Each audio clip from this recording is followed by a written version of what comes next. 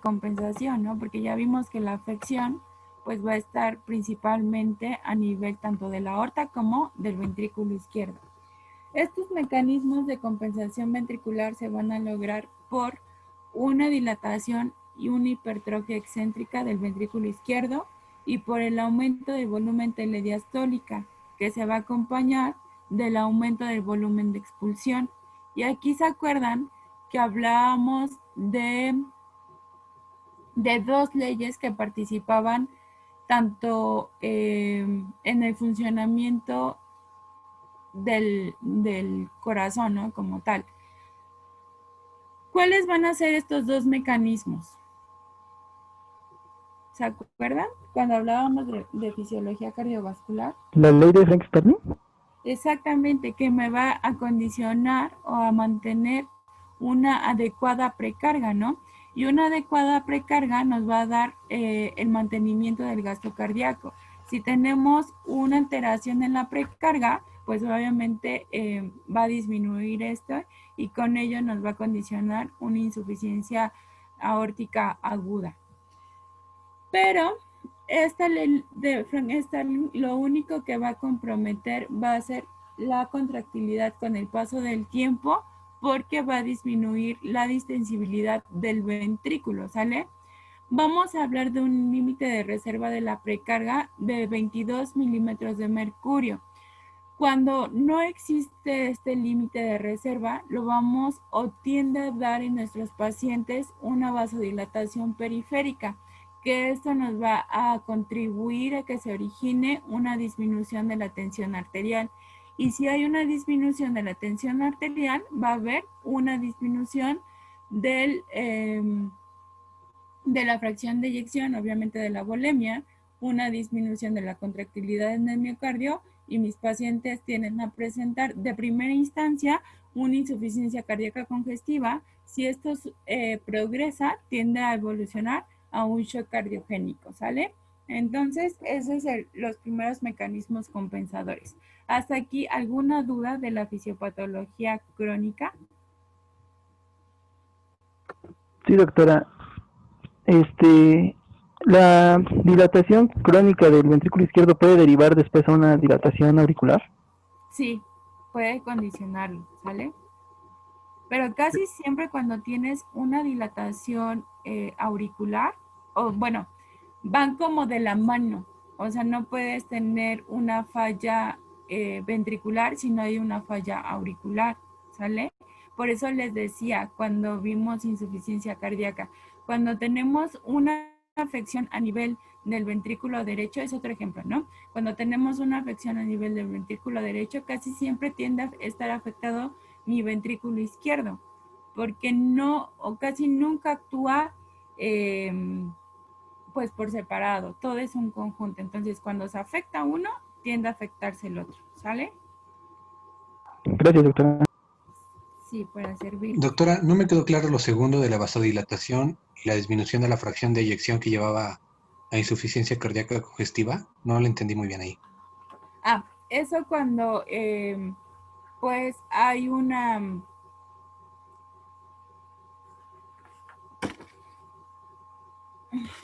Cuando estamos en una insuficiencia aórtica crónica, vamos a tener mecanismos compensadores, ¿sale? Y uno de ellos va a ser el aumento del volumen telediastólico, que se va a acompañar del aumento del volumen de expulsión a nivel del ventrículo izquierdo. Y aquí va a entrar la ley de Frank-Starling, que nos ayuda para mantener pues una adecuada precarga a nivel del ventrículo, ¿no? Que haya un adecuado, pues como última instancia, la fracción de eyección del ventrículo izquierdo tiene que estar adecuada. Pero en la insuficiencia aórtica lo que pasa es que no se modifica la presión al final de la diástole, sino que va a comprometer la contractilidad con el paso del tiempo. ¿Por qué? Porque va a disminuir esta distensibilidad ventricular. Pero si esto no se corrige adecuadamente, pues obviamente mi corazón tiende a seguir con un daño progresivo, ¿no? que casi siempre nos va a dar una dilatación periférica, y esta dilatación periférica se va a manifestar en nuestros pacientes con disminución de la tensión arterial. Y esta disminución de la tensión arterial ya vimos que uno de los reguladores más importantes va a ser la tensión arterial, que va a depender tanto de la saturación de oxígeno, de la frecuencia cardíaca, de la volemia y de las resistencias vasculares periféricas y de la presión venosa central, ¿no? Entonces, si esto no está regulado adecuadamente, ¿qué es lo que va a causar de primera instancia en mis pacientes con una insuficiencia aórtica aguda? Que se lleve un shock cardiogénico por la disminución de la tensión arterial, de la disminución de la volemia y la disminución de la contractilidad a nivel del miocardio, y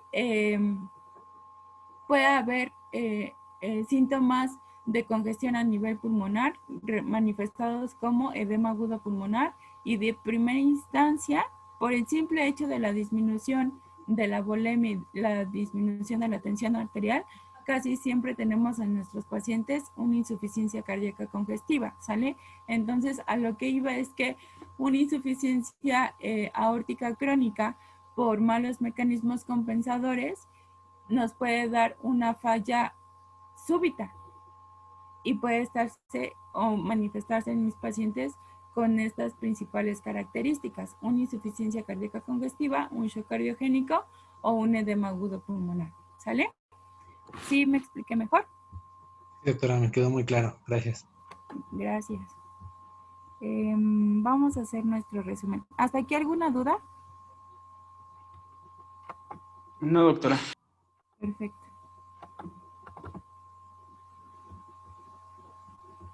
Tengo 10 minutitos.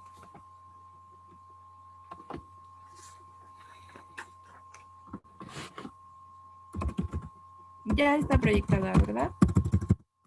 Sí. Insuficiencia aórtica. La vamos a definir como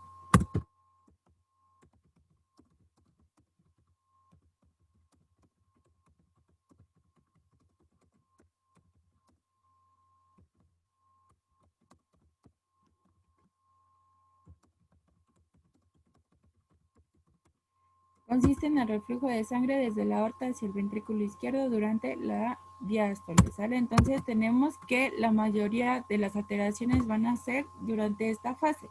Entre la etiología,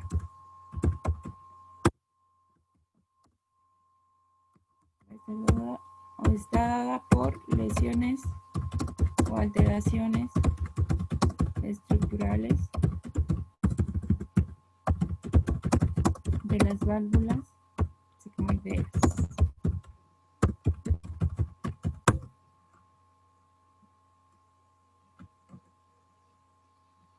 Tenemos anomalías de las sigmoides aórticas,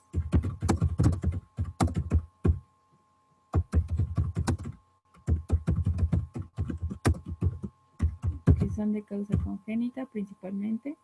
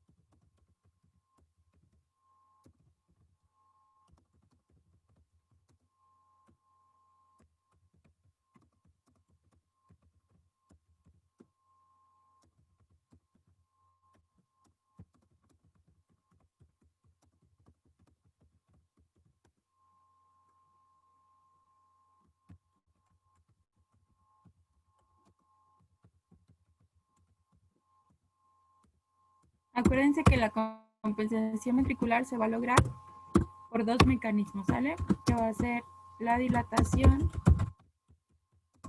hipertrofia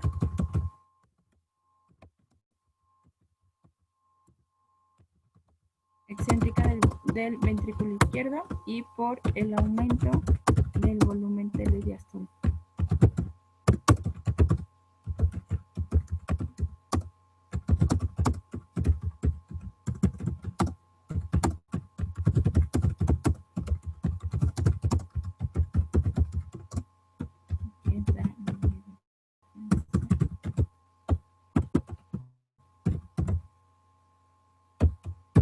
Que va a estar relacionada con la precarga.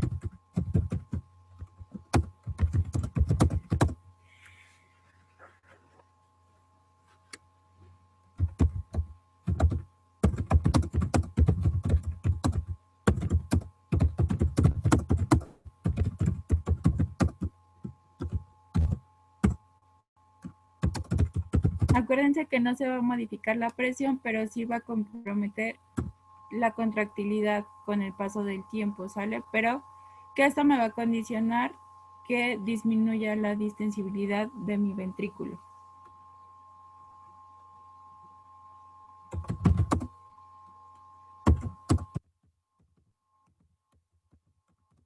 Por disminución de...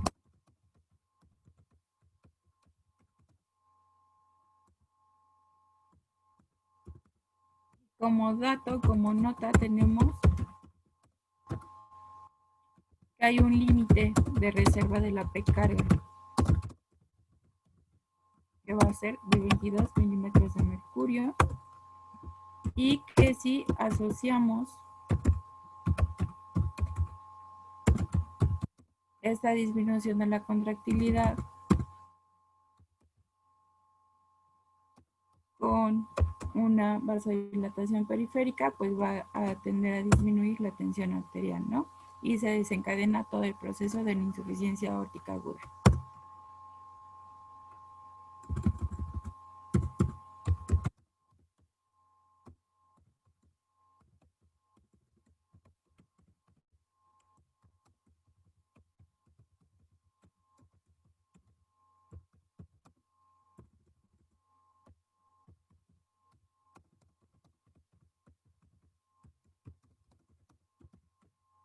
Que nos da una insuficiencia cardíaca congestiva, edema agudo pulmonar. Con ello,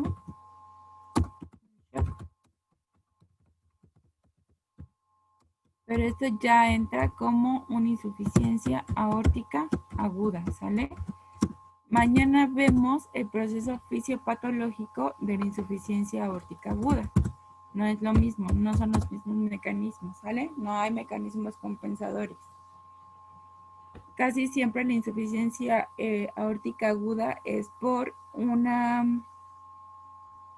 diferencia de presiones, ¿sale? Las presiones aquí están mal manejadas, mientras que aquí ya vimos que hay mecanismos compensadores, que es la dilatación, hipertrofia excéntrica del ventrículo izquierdo y el aumento del volumen telediastólico con el mantenimiento de la precarga, pero ya vimos que si esto continúa, pues va a comprometer la contractilidad por disminución de la distensibilidad, y esto asociado a una vasodilatación periférica contribuye a la disminución de la tensión arterial y ya se desencadena el proceso fisiopatológico de la insuficiencia aórtica aguda. ¿Dudas hasta aquí? Vimos muy poquito el día de hoy, pero bueno. ¿Dudas, chicos? No, doctora. No, doctora, ninguna. Bueno, entonces ahorita le mando el resumen de la clase de hoy a su jefe de grupo y mañana nos vemos para terminar este tema. Que descansen, chicos. Excelente día. Hasta luego. Gracias, doctora, igualmente. Gracias, doctora. Bye. Hasta luego.